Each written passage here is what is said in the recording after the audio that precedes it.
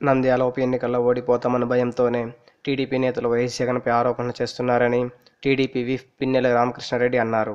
గత 3 ఏళ్లుగా ప్రజల సమస్యలు పట్టించుకోకుండా నిత్యం ప్రతిపక్షాన్ని టార్గెట్ చేసి తమ పార్టీ ఎమ్మెల్యేలను అనేకంగా పార్టీలోకి చేర్చుకొని రోజుకో మాట మార్చి మాట్లాడి మీకు జగన్ను విమర్శించే స్థాయి లేదన్నారు. అధికారంలోకి వచ్చిన టీడీపీ మెజారిటీ తమ వైపు ఉందన్న ధీమాతో శాసనసభలో ఒక సమస్యను కూడా ప్రస్తావించకుండా ప్రతిపక్షాన్ని అడ్డగించి జగన్ని అనేకసార్లు అవమానించి నిందలు మోపి రౌడీ గుండా ఫ్యాక్షనిస్ట్ అనే ఆరోపణలతో దౌర్జన్యంగా వ్యవహరించారు. హోదా నుండి రాష్ట్రం నుండి ప్రతి సమస్య గురించి స్పందించే జగన్ను చూసి భయపడుతున్న నంద్యాలలో శిల్పా విజయం ఖాయమని లక్షలాది మంది వైసీపీ అభిమానులు ఓటర్లు తరలి రావడంతో బెంబేలెత్తిన టీడీపీ మోసపూరితంగా వ్యవహరిస్తున్నారు. దమ్ముంటే నంద్యాలలో మంత్రులు ఎమ్మెల్యేలు తిరగకుండా అభివృద్ధి నమ్మి తమ పార్టీ అభ్యర్థి గెలుస్తారని వ్యవహరించాలని సవాల్ విసిరారు. అలాగే వైసీపీ వైద్య విభాగ జిల్లా అధ్యక్షుడు డాక్టర్ మోహన్ బాబ్ షేక్ చంద్రబాబుపై నిప్పులు చెరిగారు. బాబును ముస్లింలు నమ్మే పరిస్థితి లేదన్నారు. నంద్యాలలో ముస్లింల ఓట్ల కోసం కల్లబొల్లి మాటలు చెప్తున్నారు. 2014లో ఒక ముస్లిం కూడా ఒక సీటు ఇవ్వని చంద్రబాబు నేడు ఆయన మంత్రివర్గంలో ముస్లింలకు చోటు ఇవ్వకపోవడం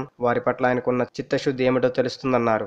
మైనార్టీ కార్పొరేషన్కు 3 ఏళ్లలో ఎన్ని నిధులు కేటాయించారో దాంట్లో ఎన్ని ఖర్చు చేశారో చెప్పాలన్నారు. చంద్రబాబు మాయమాటలు నమ్మేందుకు ముస్లింల అమాయకులు కారని తగిన రీతిలో బుద్ధి చెప్పేందుకు నంద్యాల ఓటర్లు సిద్ధంగా ఉన్నారని పేర్కొన్నారు.